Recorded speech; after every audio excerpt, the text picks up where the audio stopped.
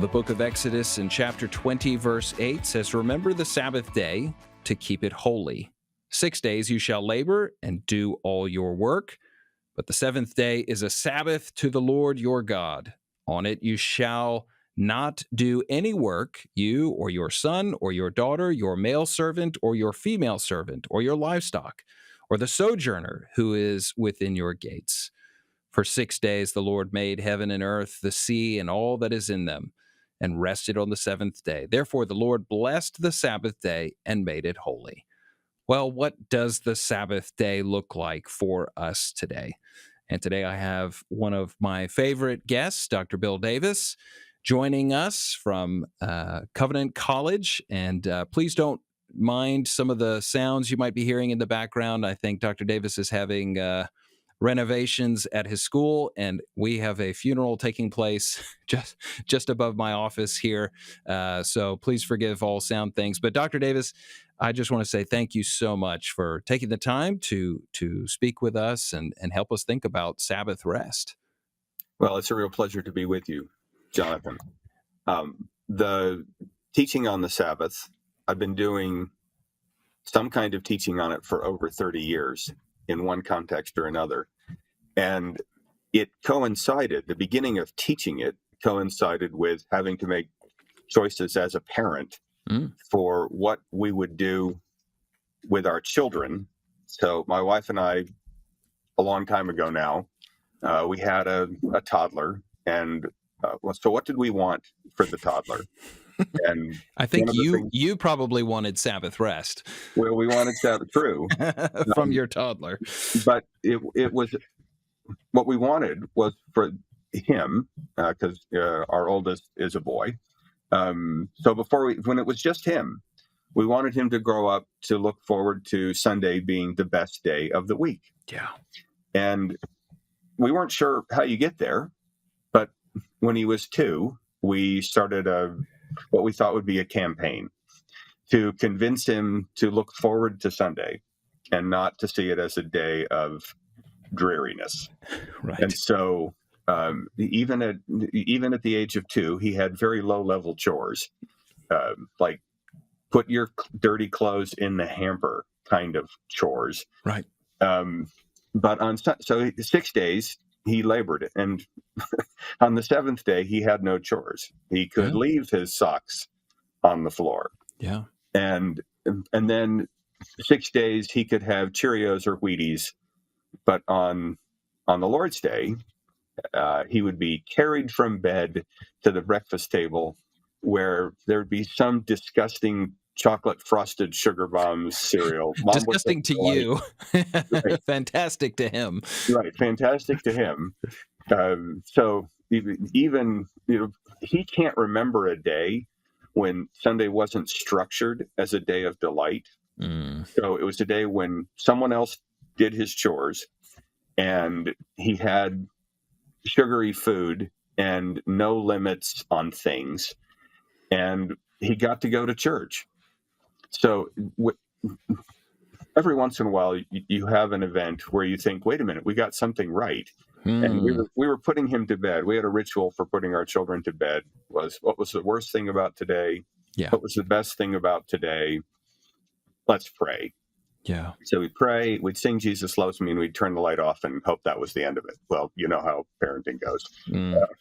But it was Saturday evening. We were putting him down, and I said, what was the worst thing about today? And I don't remember what it was. And then I said, what was the best thing about today? He said, tomorrow's Sunday. And I said, uh-huh. And so he said, well, tomorrow, when I get up, I'll have sugar cereal. He was 6. I'll have sugar cereal. We get to go to church. Yes. Oh, victory. We'll get to go to church. When we get home, we'll have a big lunch. And then all afternoon, you won't be busy. You won't be on the pewter. Because the other thing we did with the day was, because we weren't doing other work, we devoted it to spending time with our children. We'd go for a walk. We'd play games together. When the children got older, the rule in our house, and this is controversial, you can argue with me about this. The rule in our house was, during the week, no video games. On Yeah. Sunday, you can play all the games you want, Yeah. as long as you're doing it together. Good. Yeah. So we've done all the 2-player Lego games, and we would spend a lot of time together, but they were playing video games with each other, Yeah. but with us, and they were watching us be terrible at the game, and they took delight in that because we wanted the day to be a day where we weren't distracted either. Yeah. Because I wasn't having to prepare lectures or grade papers. I could give the time to my family. We would go to church together, and we would spend the day together. Mm. And so that started a little over 30 years ago. But that started before I was teaching on the fourth commandment to seminary students. And it struck me that the law of God is not, it can be turned into a lot of rules that you have to keep in order to keep God from being angry. But that's certainly not the way the Sabbath commandment would have been heard by the Israelites. They've been working in Egypt for 400 years. Yeah. They've had 0 days off in 400 years. Right. Everybody there had worked every day of their life until they died.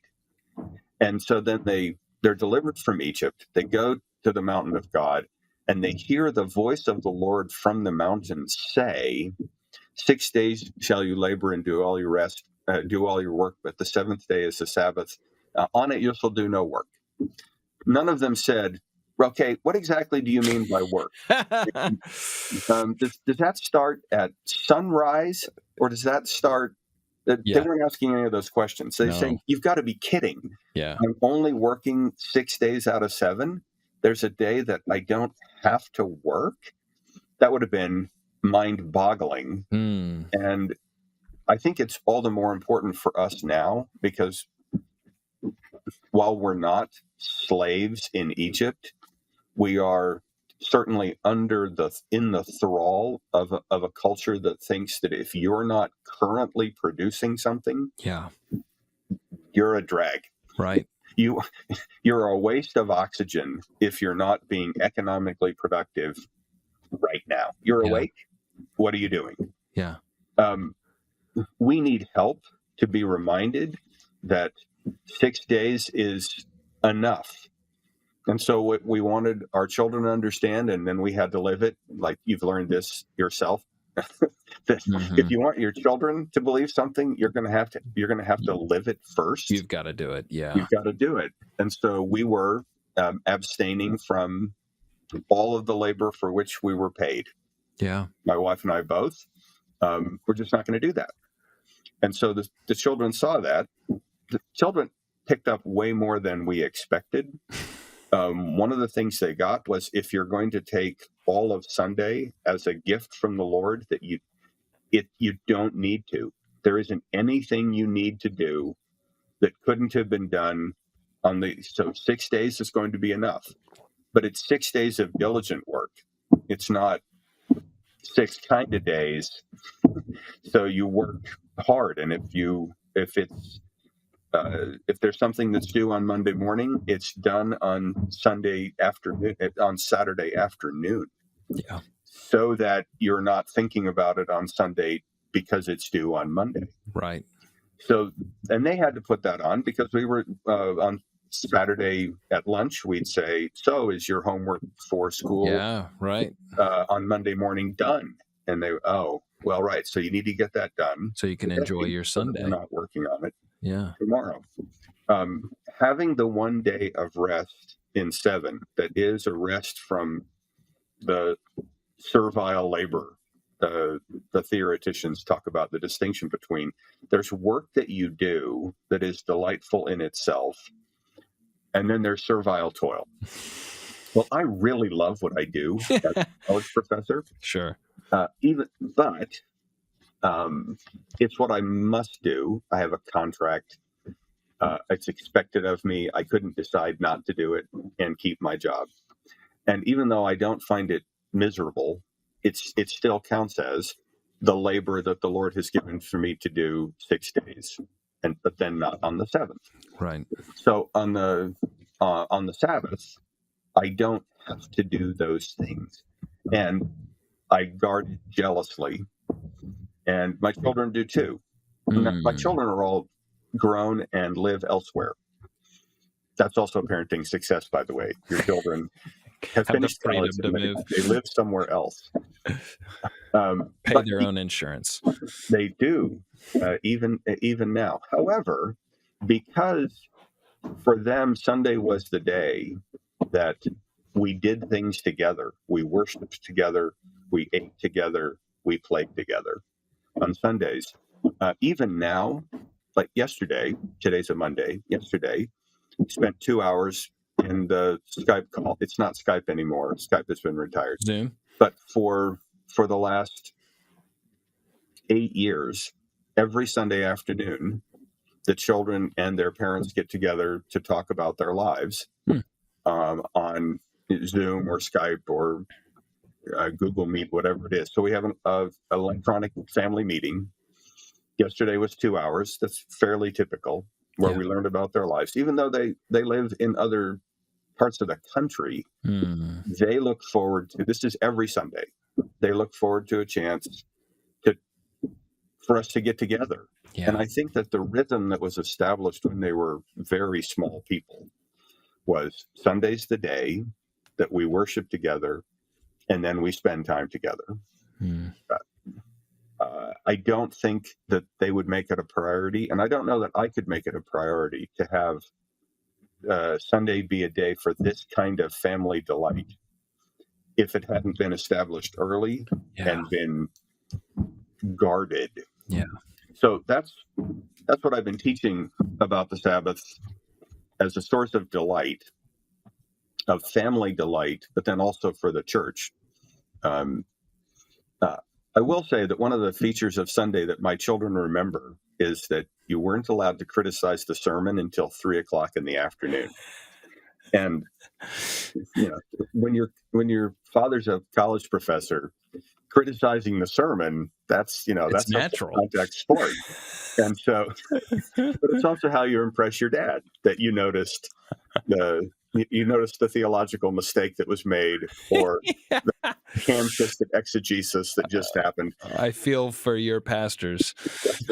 However, the rule was as much for me as anybody, but the rule was you can't complain about the sermon until 3:00 in the afternoon, because you need time to let the sermon affect you. Yeah. You're supposed to be submitting to the word preached, which means instead of picking it apart, you're letting it dwell deeply in you. So I wanted my children to do that, but then I learned, because I was requiring my children to do it, I couldn't do it either. I mean, I couldn't complain about the sermon until later in the day. And so then I had to let what the Word of God was setting out to do in my heart do some of it, because I wasn't talking back to it yet. Right. But there were days when at 2:59, all of my children were standing next to me, looking at the clock. Here it comes. 3:00, about the sermon. Now that it's 3. Now that it's 3:00. But it meant that the pastors didn't have to worry about one of my children walking up after the service and asking, like, did you forget this other part of Scripture? So they could only say positive things. You can say positive things about the sermon. So, but it's a ritual. Yeah.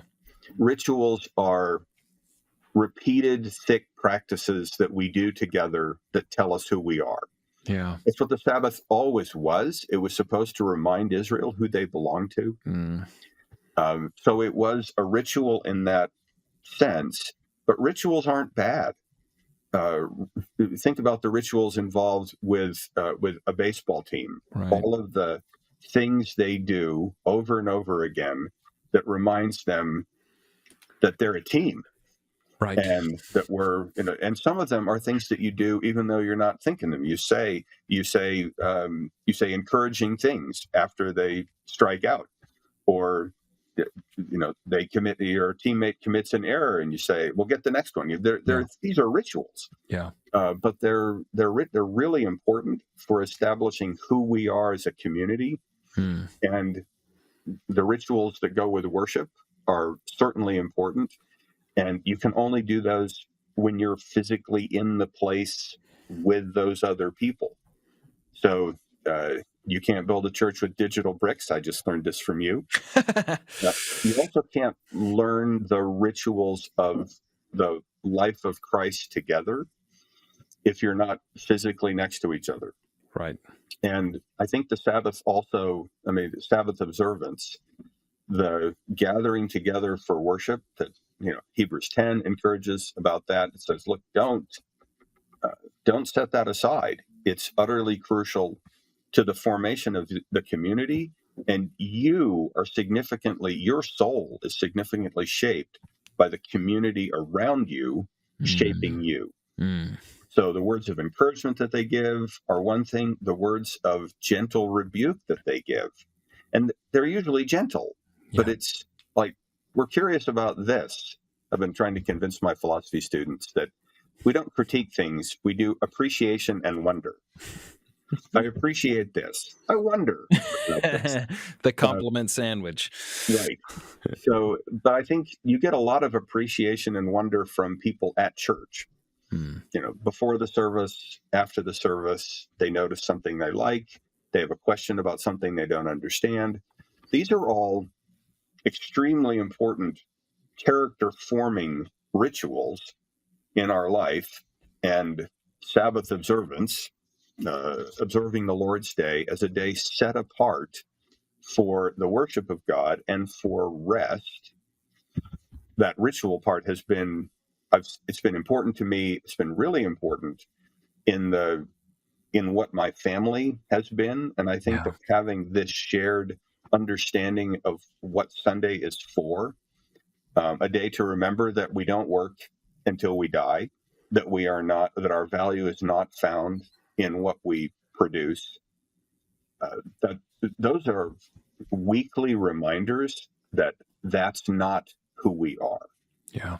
And we get to work. We don't have to work. Yeah. So the difference between, so some people have commented that the move from the Sabbath being the seventh day of the week to the Lord's Day being the first is that you work, and then enjoy a Sabbath rest, as opposed to the Sabbath rest reminds you that you get to work for 6 more days. And I like that. The first day of the week being the day that is set apart unto the Lord has the advantage of saying, I am now recharged, and Jesus is sending me out into the world in order to accomplish his things. So, I've got 6 days, not 5. The world pattern is 5 and 2. Yeah. And first of all, it hasn't been going on for terribly long. The Industrial Revolution, right? Well, it's actually later than that. It was a Depression era legislation. This is something that, they've got the walls are closing in. They're coming in. They're coming in.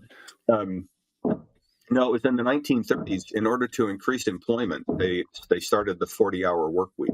Right. And so if you have to pay people time and a half instead of working them 60 hours a week, it will save you money to hire more people and work them all 40. And that's how we went from 6 days a week, 6 days of labor and 1 day for Sunday, to 5 and 2. But in America, we've turned that into 5 days of work, 1 day of playing really hard, and 1 day of recovering from playing really hard. Yes, you're absolutely right. And before we've turned it into 5 days of work and 2 days of playing pretty hard. And then Sunday night being utterly miserable because you played pretty hard and now you got to go back to work. Yeah. Having the day that is for worship and the family is a really healthy antidote to thinking that your life is mostly about being entertained, right, or doing things that will build your brand or something. it's a drawing back into your families of reference, your church and your nuclear family or your extended family, drawing back. It's a reset on a weekly basis to say, where's my home? Who are my people? What is my mission? And that's your identity. Where's my home? Who are my people? And what is my mission? And setting apart the Lord's Day for those reset purposes every week makes it much harder to drift off and find yourself defining yourself entirely in terms of your work or in terms of other worldly projects. So the ritual part I've been teaching for 30 years. Just in the last 3 years, Patrick Miller's The 10 Commandments, which I've started using as the textbook for my ethics class. His discussion of the fourth commandment on the Sabbath emphasizes that it's not just about you. There's a pattern, and that is, when you look at the commandment, it says, you will not work, neither you, nor your son, nor your daughter, nor your manservant, nor your maidservant, nor your cattle, or the alien within your gates. Yeah.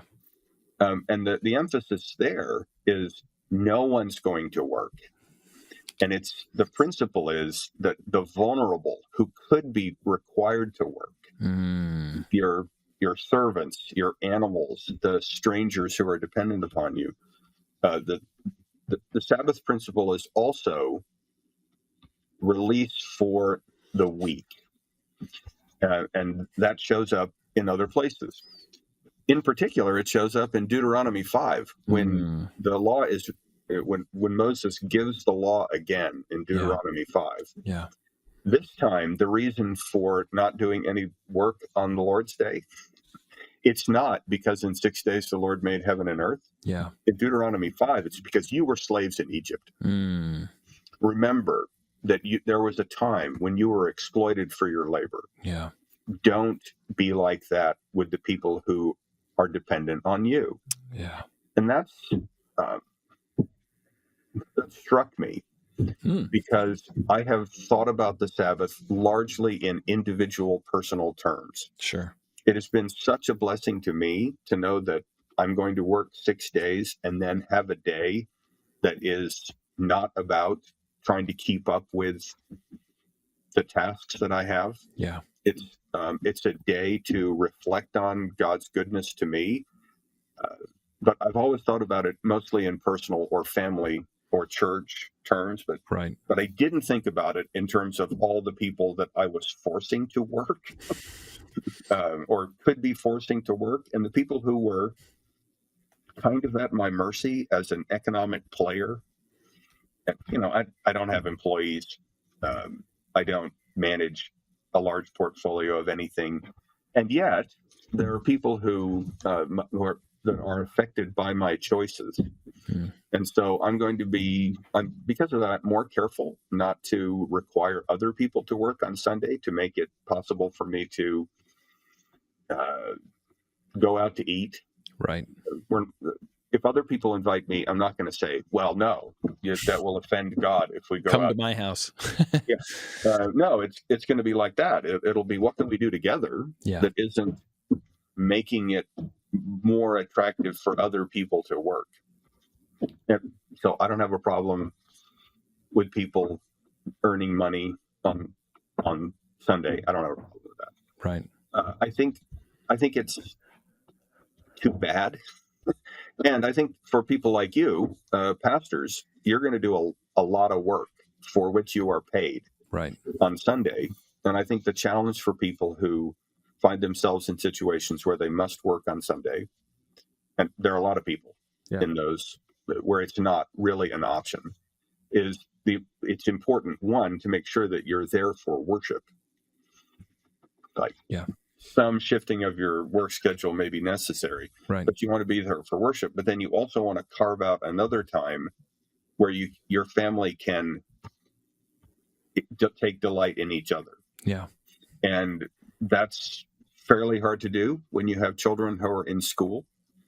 You might, like you as a pastor, might take Tuesday off ish, but your children are at school. Yeah. And so finding a time, and everything about American society militates against you taking Saturday as the day that you invest in your family, Right. because it's piled all of the fun, and your children would certainly recognize, hey, wait a minute, I'm being deprived of fun in order to spend time with you. Yay. Birthday parties are all gone, and yeah, that's Right. right. So I'm not recommending that, but some kind of routine where Yeah. your children understand that time is arranged for the purpose of having these periods of reset. I think that's like, it'll help them understand the importance of the family in their own life, Mm, help them understand the place of the church in the family's life. mm. But parents have to do this. This is part of the joy of parenting, is you get to structure time for your family, Yeah. and by that structuring, teach them how reality works. And I think the gift that God gives us in the command to set the Lord's Day aside is not for the purpose of diminishing our fun at Right. all. Right. I don't think it's a test to find out whether you're serious about following the will of the Lord. I think it's straightforwardly just given as an enormous piece of cake. Here, eat this. Yeah. It will be delightful in itself. You will be glad that you ate it. And then there are people who say, no, I don't want the cake. Well, okay. So I'm not inclined to think that it's a sin to squander the Sabbath. Yeah. I think it's just A missed opportunity. it's a missed opportunity. And so for example, I wouldn't think that it would be a role of someone, one of the leaders in the church, to take someone aside and say, I'm calling you to repent for the way you're using the Lord's Day. Yeah.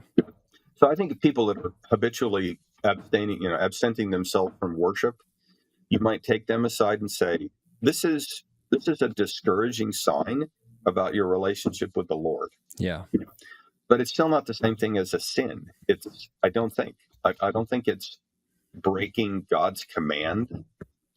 I think it's a case of refusing to take the gift that God is giving you. Yeah. And then the person who wants you to think again about the habits you're establishing with regards to worship and rest, that person is not asking you to, to weep and wail and fear hell. That's not what they're just worried about you. Yeah. It's like discovering somebody who, so you have a friend who has decided to spend the only food they really like is Pop-Tarts and Red Bull, and that's I'm 3 meals a concerned day. about your health. Right. Yeah. And so you're worried about their health. And you also know that they're going to have more energy and be happier people if they would eat a balanced diet. Yeah. But you don't take them aside and say, you're a sinner, repent for, okay, there might be a stewardship problem there. But suppose that's all they know. They don't know any better. Right. I think that a steady diet of worldly entertainment in the absence of worship and rest is like a diet of Red Bull and Pop-Tarts. Yeah. Well, to that point, I remember in college, we had some friends who had a business, and it was struggling. And so they felt like, we've just got to exert more energy into this. And so then they would run to church, leave church, straight back into the office, grind. And it was the Red Bull and Pop-Tarts illustration. And finally, I think someone came along and said, this is not going to end well. You're going to burn yourself out. You're going to burn your employees out.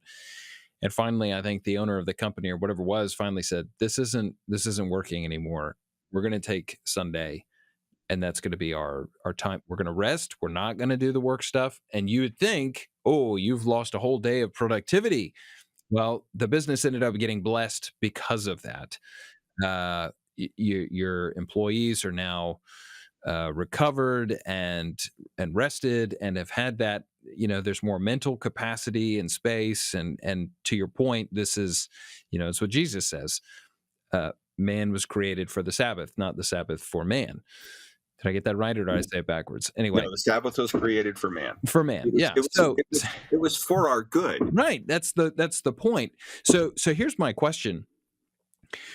When do the rituals and the things that do just create blessing, when do they cross over into a sense of legality where we see, Jesus is pushing back on the Pharisees, whereas for them it's like ticking a box. It's almost lost its entire benefit at that point, because now it's like I'm heaped with shame and guilt if I haven't done it, and creates a whole different line of argumentation. Well, so this is a difficult question, but I think I can be helpful. Think about the steps you've taken to care for your health. Right. So I try to spend an hour on the treadmill or the elliptical machine every day, and that's good for me. And then let's just go with that. I'm going to spend an hour a day on the treadmill, not Sunday. Another reason I love Sunday. It's like 6 days thou shalt thou treadmill, and the seventh is a Sabbath unto the Lord your God. The Jews are walking to synagogue, That's right. But so when I don't, I just with my own relationship with my workout routine, that can become dreary. I'm checking a box. Yeah, right. And that's just with my relationship with myself. And now add the layer of you're a parent with children, or you're a pastor with a congregation. When you add that power relationship, then when the people who are in a position to hold you accountable turn it into a rule and not about the relationship, then it has become oppressive. Yeah. So if my children didn't want to go for a walk with me, and we did reach that, when they were teens, they didn't want to go for a walk. Yeah. So do I say, no, Sunday's the day we go for a walk? Or my children discover that this happened. My children just forgot about a homework assignment until Sunday afternoon, and it was due on Monday morning. And then, oh no,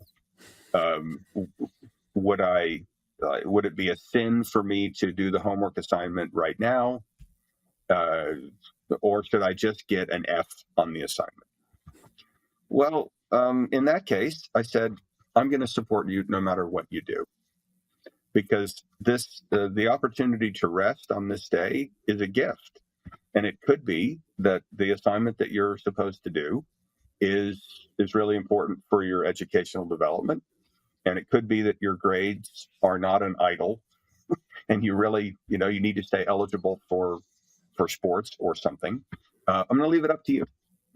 But this is easily the most complicated and perplexing part of parenting, is figuring out when you're going to leave it up to them to do things and live with the consequences. Right. And so I remember with one of my children when this happened, and I said, here's what you need to know. I love you. I'm going to support you. If you want to work on the homework rather than going for a walk together, that's fine.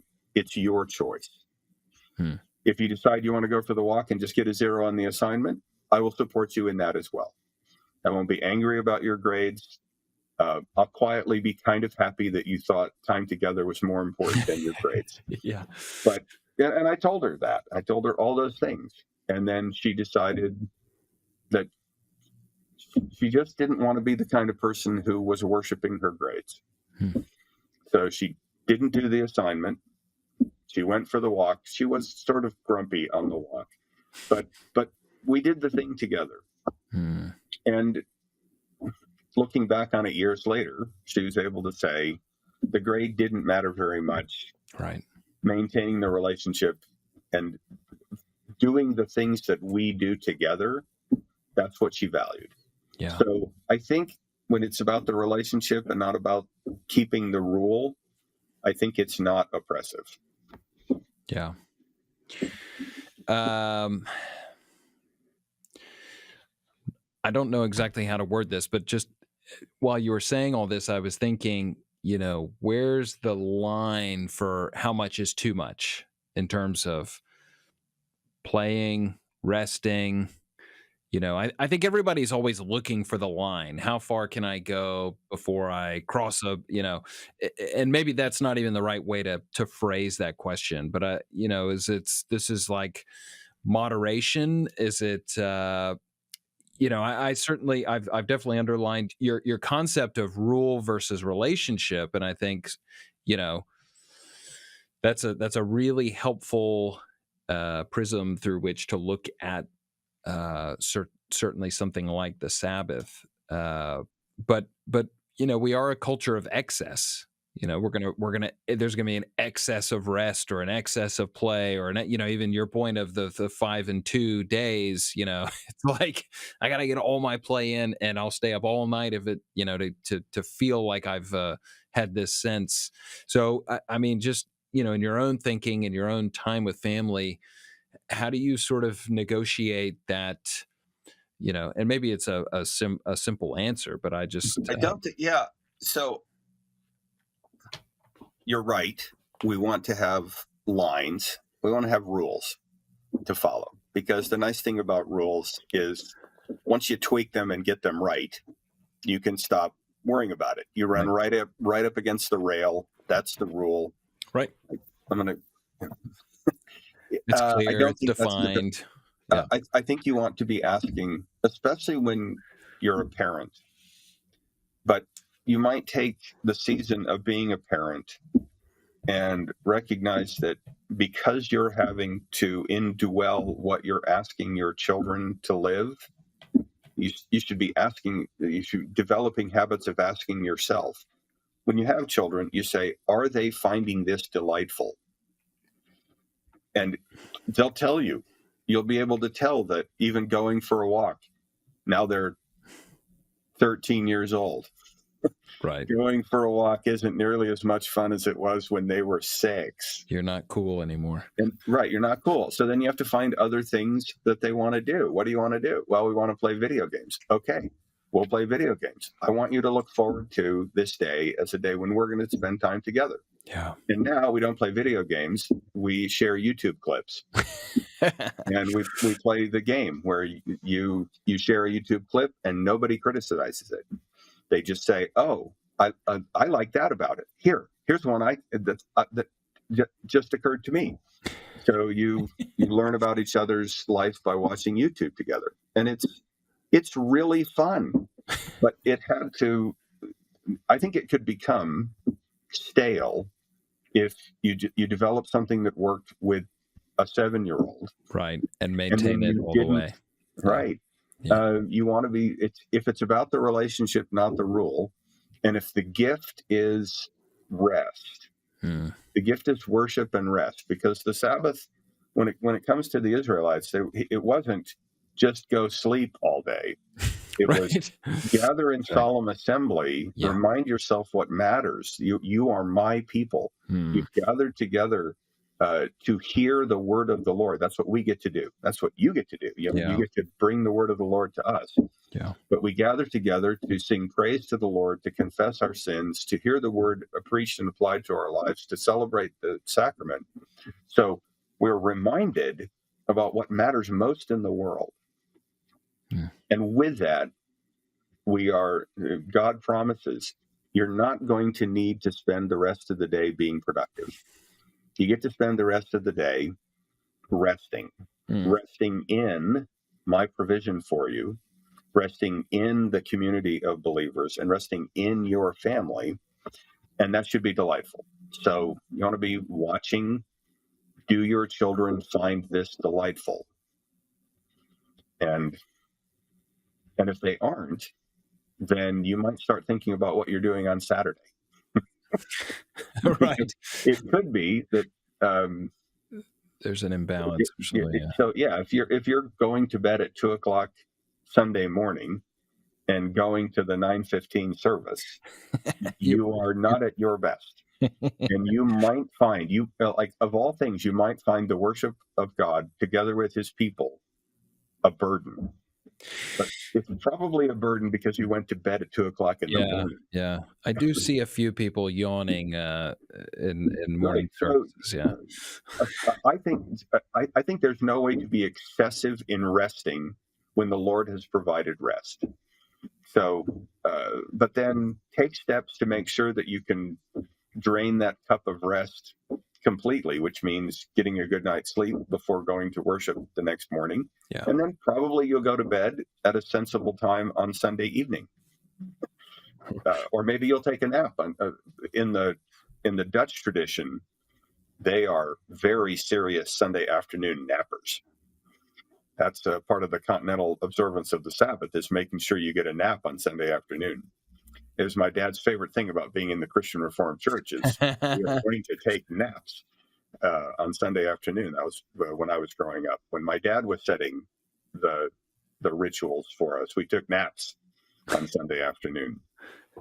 I think as you are structuring time for your children, notice what you are finding delightful. Mm. And then when you're no longer structuring time for your children, and that's where I am now, I'm not structuring time. It's just my wife and I structuring our life. Yeah. Ask yourself, am I taking steps to make this a day of delight? Because that's what God intended. Mm. God's offered us this tremendous gift that the world does not know. The world does not know rest, not only because they don't know what full Sabbath rest in heaven will be. They don't have that to look forward to. They also don't know the tremendous peace that comes from knowing that we're not working in order to please God. Like, God is not waiting to see if we do enough for him to let us into his heaven. Right. He has accomplished everything for us. And then he says, leave it to me. Yeah. So I get to spend one day in 7 reminding myself that God has provided everything I need. And then I get to work 6 other days as working out what God, the work in Ephesians 2:10, it says that there are good works that God has prepared beforehand for us to walk in. Right. That's Sunday is the day to remind yourself that God has prepared works for you to walk in the coming week. Yeah. And then do that work, not frenetically wondering whether it's enough. Yeah. But just with the joy of doing the work of the Lord. Yeah. Well, in that Sabbath rest, I think of the writer of Hebrews. It's there's a sense in which it is that it's a picture of the eternal rest that we're going to have, the joy, the satisfaction, the finding delight at all times. That's a little window of that, and a great reminder to us. Right, and it's what we get on Sundays. Is we get a foretaste of that perfect and complete and unending rest. And so you might also be looking to see, do your children get that? Right. Are they getting an anticipation of heaven? So when we gather together for worship, and I've worshiped at your church often enough that the work that your worship team does to make that kind of like it's going to be in heaven, I don't really know. Yeah. But it's extremely well prepared and thoughtful, and it's not hard to imagine that time around the throne of God will be kind of like that. Yeah. Kind of loud, but all of us singing together, singing praises to the Lord. Yes, I think it'll be like that. Yeah. So we're getting a foretaste of heaven in the worship service, but then in the rest of the day, if we would but take it. Yeah. Well, these are important things for us to be thinking about, certainly as we consider rules versus relationships, as we think about what does it look like to love God, to love neighbor, as you've highlighted for us in the passages from Exodus and Deuteronomy. And if we're raising little ones, what are they finding delight in? What are we finding delight in? And are we taking part in the great blessing that the Lord has provided for us so graciously? Dr. Bill Davis, can't thank you enough for taking the time to share your wisdom and insights with us on Candid Conversations. Thanks. This was fun, Jonathan. Thank you for joining us. Before we close, I want to share that Candid Conversations is taking a summer break. We're pausing in July and August to rest, to reflect, and to gear up for a powerful new season starting August 19th. Now's your chance to catch up on any episodes that you may have missed, raw, honest, and hope-filled stories that meet you right where you are. Stay connected on social. We'll be sharing favorite clips and sneak peeks of what's coming up ahead.